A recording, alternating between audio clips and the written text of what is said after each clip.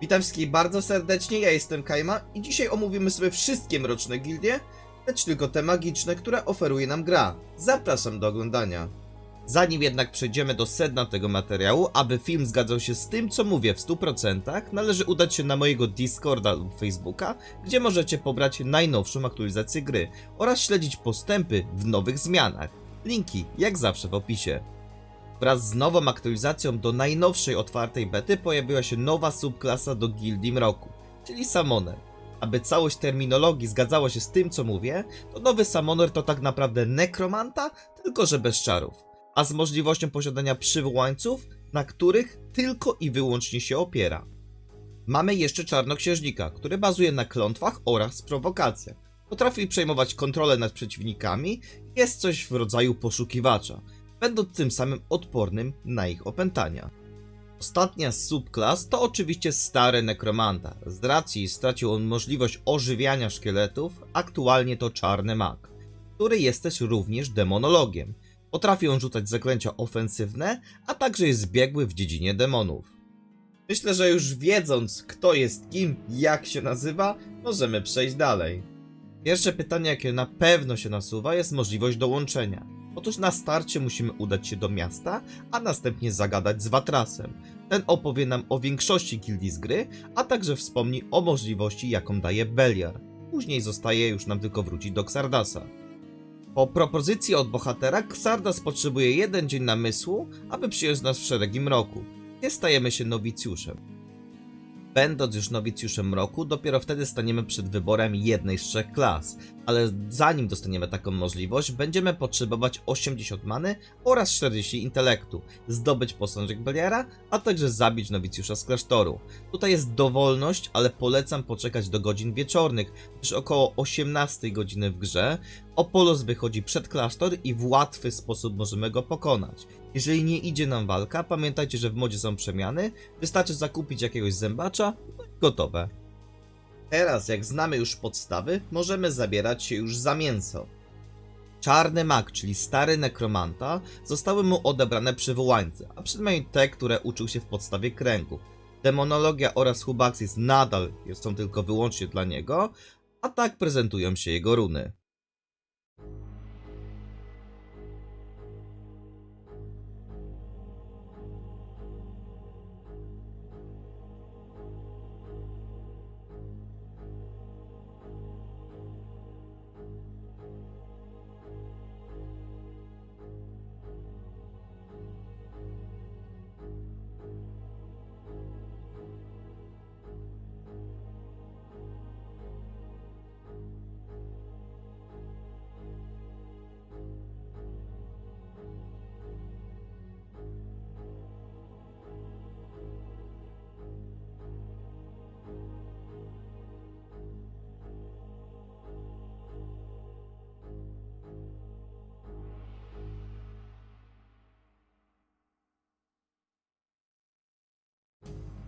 Wcześniej wspomniany Hubaxis to demon jako pet, który zdobywa poziomy wraz z bohaterem. Otrzymuje doświadczenie od wrogów, gdy jest przyzwany, ale nie zdobywa doświadczenia z zadań. Takie szaty oferuje nam gildia.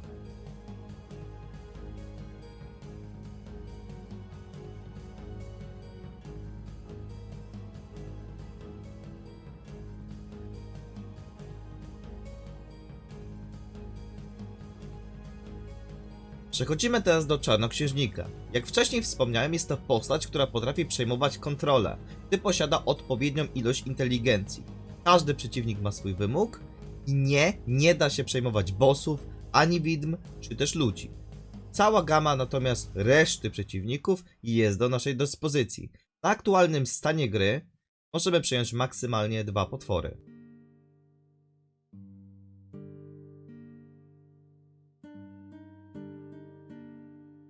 Jeżeli chodzi o resztę run, to prezentują się w następujący sposób.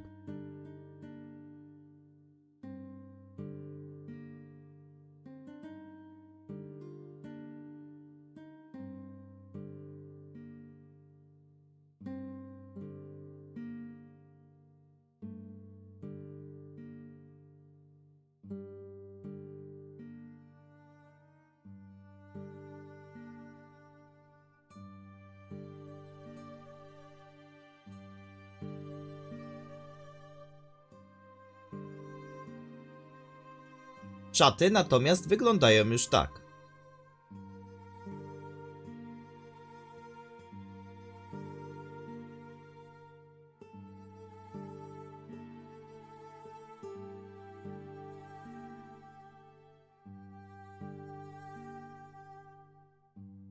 Nowy nekromanta poza umiejętnościami przyzwania posiada też specjalną runę aury, która po nauczeniu umiejętności od Xardasa przyznaje nam bonusy, które się nauczyliśmy. I tak, uprzedzam pytanie, możemy nauczyć się ich wszystkich. Trzeba pamiętać, że runa pobiera cały czas manę, lecz możemy ją w dowolnym momencie wyłączyć, jeżeli aktualnie jej nie potrzebujemy. Same szaty są 1 do 1 jak u czarnego maga, natomiast runy widzicie już na klipie.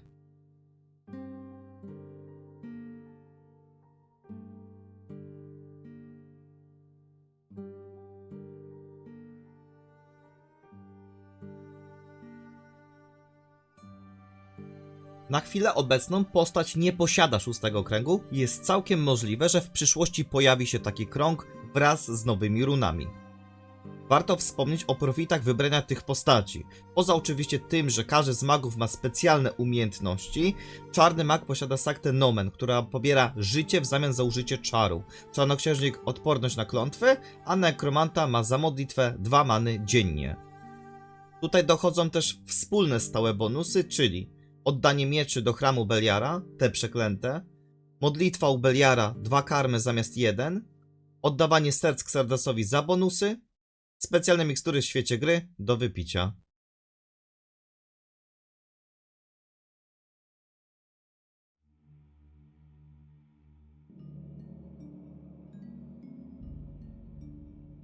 To na tyle, jeżeli chodzi o ten materiał. Mam nadzieję, że Wam się spodobał.